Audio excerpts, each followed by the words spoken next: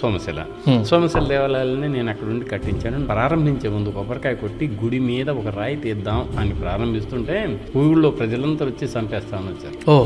గడపర్లన్నీ పైకి కాదు, ముందు నీ మీద చూస్తామని చెప్పేశారు మన కెవి రమణాచారి గారు. అప్పుడు ఆర్డీఓ నాగరికర్ణం ఆయనకి ఈ విషయం తెలిసి పరిగెత్తుకుని వచ్చేసాడు ఆయన జీపులో.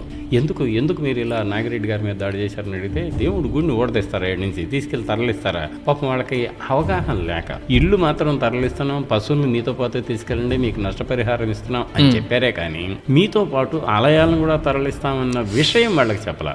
దాంతో వీళ్ళు దాన్ని ఒక పెద్ద అపచారంగా భావించి నా మీద దాడి చేయడానికి పూనుకున్నారు.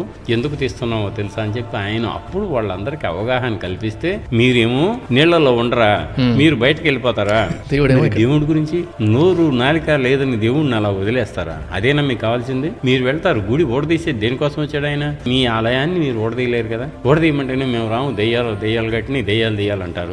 మరి ఇది ఓడదీయటానికి ఆయన శివనాగిరెడ్డి గారు వస్తే ఇట్లా చేస్తారా అన్న తర్వాత వాళ్ళంతా పాపము చాలా పశ్చాత్తాపడి మళ్ళీ నా దగ్గరకు వచ్చి అందరూ చేతులు పట్టుకున్నారు. అందరూ హాయిగా నిజంగా గగురు పొడిచినటువంటి ఒక నేపథ్యం.